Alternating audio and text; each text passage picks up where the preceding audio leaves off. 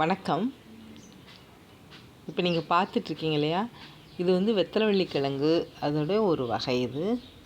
Purple கலரில் purple யாம்னு சொல்லுவாங்க. அந்த கிழங்கு இது வெத்தலைவள்ளி கிழங்குல ஒரு வகை.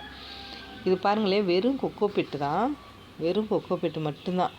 நம்ம சும்மா கொக்கோபிட்டை வந்துட்டு தண்ணியில் ஊற வச்சுட்டு எப்போயுமே கொஞ்சம் ஸ்பேர் இருக்கணுன்றதுக்காக எடுத்து வைப்போம் இல்லையா, அதில் வந்து இந்த கிழங்குகளை நான் எப்போயுமே கிழங்குகளை முளைக்க வைக்கிறதுக்கு கொக்கோபிட்டு தான் யூஸ் பண்ணுவேன்.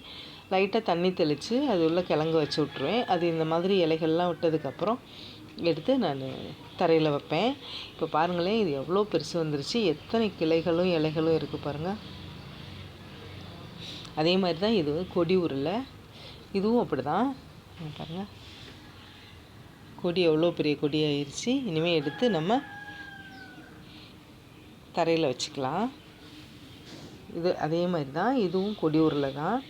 இது கொடி உருளை தான். எலி கடிச்சு போட்டுருது. கரெக்டாக தழுக்கும் பொழுது வந்து இதை எலி கடிச்சிருது. அதனால் இது இப்படியே இருக்குது. இதில் ஒரு அதே மாதிரி கருமஞ்சள் ஒன்று இதுவும் வச்சுருக்கேன். ஆனால் இது வர்ற மாதிரி தெரியல. அதே மாதிரி இதுவும் தான் கொடி உருளை தான். இதுவும் இப்போ தான் வந்துட்டுருக்கு. கொக்கோபிட்டில் கூட இவ்வளோ செடி அருமையாக வளருது பாருங்கள். அதுக்கு காரணம் கொக்கோபிட் வந்து நல்லா மக்கிருச்சு. இதுவே ஒரு உரம் மாதிரி இருக்கும் போல். கிட்டத்தட்ட இந்த கொக்கோபிட் வந்து ஒரு 4-5 மாதத்துக்கு மேலே ஆயிடுச்சு. ஆனால் கொக்கோபிட்டே வந்துட்டு இப்படி நல்லா கருப்பாயிருச்சு.